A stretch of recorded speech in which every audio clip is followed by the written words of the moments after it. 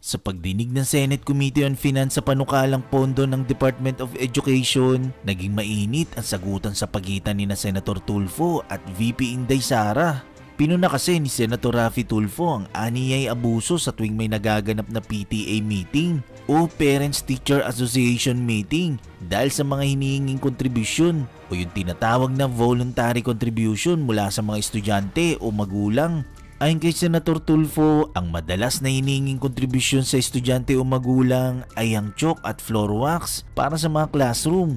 Bukod doon, taon-taon din daw nakasamang electric fan sa hinihinging kontribusyon at bakit daw estudyante ang nag-shoulder ng electric fan sa mga classrooms. Tapos ang mga nagbibigay ng kontribusyon, sila lang daw ang nabibigyan ng mataas na grado at madalas naging honor student pa.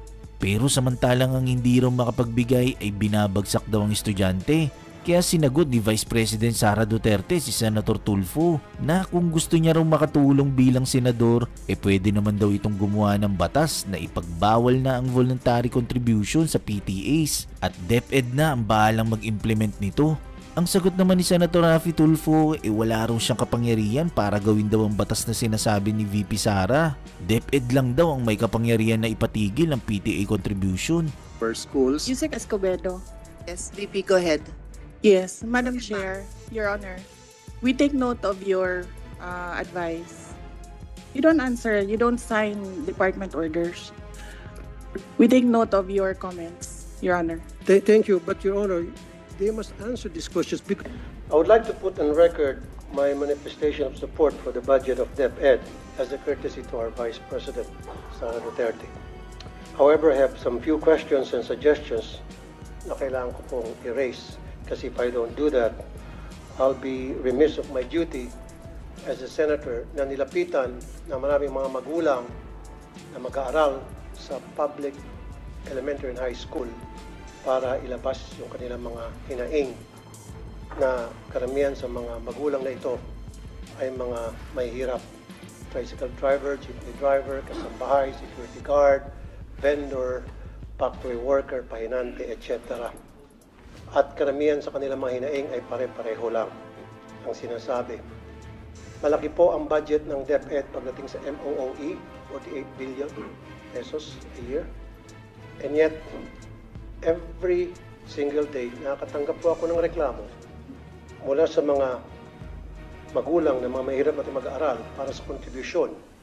At ang eskwelahan ay nagsasabi through the PTA, Parents Teacher Association, in the guise of voluntary contribution, when in fact it is a required contribution, mandatory contribution para sa chalks, floor wax, pintura, varnish, TV repairs, electric fan, test tube, and laboratory materials.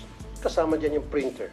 At alam ko po, yan ay napapaloob sa supplies and equipment na meron pong bilyones na budget from DepEd. Isa pa po, or ilan pa po sa mga sinisingil na mga public schools sa mga mag-aaral, mga magulang, ay utility bills. Yung bayad para sa kuryente, ay hiningi ng contribution na para magbayad yung mga mag-aaral. Yung bayad para sa janitor, yung bayad po para sa mga security guard, yung bayad po para sa repair ng CR, and pati po doon sa field trip na sana po ay libre. Now, ang tanong, can somebody run me through, paano po ba nadi-distribute, nadi-disburse yung billions and billions of pesos para sa mga nabanggit ko? How is it being distributed? At bakit po hindi nakakarating sa mga eskwelahan na marami sa kanila mga guro? In fact, I talked to some of them. Of course, I'm not gonna mention their name for obvious reason. Wala na po nakakarating sa kanila. Kaya ang nangyari, nagre-remedyo po sila at ni-require nila yung mga kanilang mga estudyante na mag-contribute. Paano po nagiging required to? Kasi what they do is they call a PTA meeting. Ito po yung doorway, Parents Teachers Association. So pagdating po sa PTA, ngayon, ang first agenda palagi is kailangan natin magbigay ng contribution para sa chalk, floor wax, etc., etc. Kailangan natin magawa agad ito. So ang nangyayari, yung mga magulang ng mga estudyante na walang-wala, napipilitan, peer pressure. Ilan doon sa mga magulang na mag-aaral na can afford, tumataas ng kamay. Yung mga hindi po nagbo-volunteer, hindi tumataas ng kamay, na binabagsak. Yung mahilig mag-contribute, mataas ang grado at honor students pa. Kaya ilan sa mga magulang na ito, napipilitan dumiskarte para lamang makapagbigay ng tinatawag na voluntary contribution daw. Pagsabihan niyo po, pag meron pong PTA meeting, dapat wala na akong pag-uusapan na tungkol sa contributions. Dapat ang pag-uusapan lang po sa lahat ng PTA meeting, i-require niyo po ay tungkol lang po sa academic performance ng mga estudyante o yung mga problema at hinaing ng mga estudyante, period. Kasi ang nangyari, tuwing PTA meeting, 101% ang unang agenda sa meeting na yan, and I have proof from parents and even teachers na ang first agenda tuwing magkakaroon ng PTA ay project. Ano ang pwede natin magawang project sa eskwelahan? Repair para sa CR, varnish para sa silya na nasisira na, bili tayo ng chalk, bili tayo ng floor wax, bili tayo ng ganito, ganon. Ang mga estudyante na walang pang contribute, kuminsan pinapahiya pa, nilalagay pa po sa group chat. Ito, nag-contribute na si Juan, si Mario, si Pedro. However, si Rolando hindi pa nag-contribute, si Petra hindi pa nag-contribute. So napapahiya yung mga hindi pa napapag-contribute na nape-pressure po. And I agree, dapat papawiin natin sila sa pamagitan ng pagbigay ng quality education. Pero how can we give these students quality of education kung kulang-kulang? And then, we're teaching these kids to be corrupt when they grow up. How and why? Because they know and they knew na yung paghingi sa kanilang contribution ay pangingikil. Sir, So pag lumaki po itong mga estudyante, makikita nila na okay lang pala yung mangingikil kasi si teacher nangingikil sa amin. So paglaki nila, there's the possibility na baka mangingikil sila. okay. Senator Tulfo, your time is up, no? You've been informed that your time is up. You've responded, but kindly respond again. Yusek Escobedo. Madam Chair, Your Honor, number one, you asked the question on how you can help. Paano kayo makatulong na senator na kayo ngayon? Pwede po kayong gumawa ng batas na ipagbawal po ang voluntary contribution sa mga PTAs. And then, pwede po nating i-implement yan. May penalties po yung teacher or parent na mag-insist na merong voluntary contribution. Ang mga PTA po, just like all the other associations, are guided by the majority. Kung ano po yung nadesisyonan ng majority doon sa kanilang association, yun po yung nasusunod.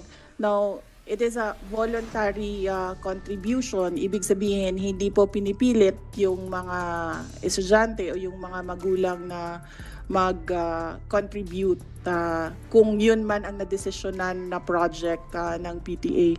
Marami po tayong mga stakeholders na iba-iba po yung projects nila sa ating mga paaralan. Hindi lang po mga PTA, but we have NGOs, we have private sector donors who partner with our public schools sa mga specific na projects nila in certain schools. Ganito po din yung ating mga PTA. Pinag-iisipan po ng teachers and ng parents kung paano sila makatulong doon sa eskwelahan para sa pag-aaral ng mga bata. But then again, as I said, these are voluntary contributions. Pwede po nating ipagbawal, gagawa po tayo ng batas para po merong penalty. Madam Chair, pwedeng konti na lamang. Una, wala pong kapangyarihan na para ipatigil yan.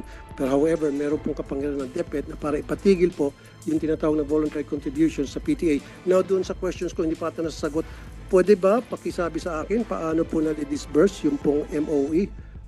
Especially dun sa mga chalks, sa mga electric funds. Electric funds palagi every year yan, talamak na talamak. Janitorial, security, repair, CR, varnish. Paano po na-distribute from DepEd hanggang sa pagdating sa eskwelahan? Paano nakarating po yung mga MOE, sir? Meron po tayong listahan kung saan po pwedeng gamitin yung school MOE. At yung sinasabi niyo pong chalk allowance, meron pong cash allowance ang mga teachers. At ito ay taon-taon na ibinibigay sa mga teachers. Kaya hindi po tama na mag-demand ang PTA na magsosolicit ng contribution from the members of the PTA para mabigyan ng chalk allowance ang mga teachers because meron ngang panukala sa both chambers of Congress na i-increase yung cash allowance to 10,000. Good. Kasi sir, katulad yan, aside from chalk, floor wax, pintura, varnish, alam ko kasi sa LGU, meron po atang allocated na 1% from the real property tax ata. Na SAF po. SAF para sa maintenance ng school. So doon po pwedeng kumuha kayo ng dagdag budget. Wag lang po sana humingi sa mga estudyante. Kasi nga talaga sir, every single year, palagi pong kasama doon sa paghingi ng contribution ng electric fan. So bakit po kinakailangan ang mga estudyante ang mag-shoulder ng electric fan ng bawat classroom? Sir. Yes, opo sir. Magkakaroon po kami ng, maglalabas kami ng memorandum and directive to all our schools. Yusek Escobedo. Yes, VP, go ahead. Yes, Madam Chair, Your Honor. We take note of your advice. You don't answer, you don't sign department orders. We take note of your comments, Your Honor. Thank you, but Your Honor, they must answer these questions because itong question ko po, galing po to sa mga magulang na mag-aaral. Kasi po, I told them na hayaan nyo pagdating doon sa hearing, sa budget, i-raise ko to. Kung hindi nyo ako pagsasalitain dito, then... pinagsasalita naman po kayo. Hindi kasi sinasabi, wag daw sagutin. Hindi, the VP would like to be the one to answer the Okay, question. thank you. That's my understanding. No, I'm just Thank you, moderating Madam. for everybody. Like I said, The VP wanted to answer instead of her Yusek. Like I said, supporter po ako. Hindi ko po questionin yung budget. Ayaw ko pong bawasan. In fact, I'd like to put it on record, kung dadagdagan pa yung budget ng DepEd, I will support. Kaya lang, kailangan ko lang po ng mga kasagutan sa ilang katanungan ng mga magulang na mag-aaral. I don't have anything against. In fact, confidential fund na marami nagka-question, I don't give a heck about that. Walang pakialam dyan. Ang pakialam ko talaga, yung hinain ng mga magulang. Yun lang po talaga. So, paki-answer lang po. Hinihingi din po, kasama rin po Pwede question. pong submit natin kasi sir, I've reminded everyone who's Last na beyond naman their po, Madam time. Chair. Last na naman. Sige. Test tube. Alam ko meron natang 500 billion na budget for the test tube. Parang every year, bilyones ang naalak para sa test tube. Kasi marami rin po ako mga magulang nagreklamo, pinapakontribute para sa test tube, laboratory test tube. Bakit po test tubes paulit-ulit po? Every year hiningan po ng contribution ng estudyante. Pwede ho ba pa-stop na rin natin yun? Yun lang po. So stop na po natin. In short, lahat po ng contribution para sa maintenance ng school, ang pakiusap po ng mga magulang, Rumi, stop na po natin yan. Pag na-stop niyo po yan, I promise you I will support your budget every single year and you will not gonna hear anything from me. That's a commitment. That's a promise. Ito'y alang-alang sa mga magulang na mga lumapit sa akin.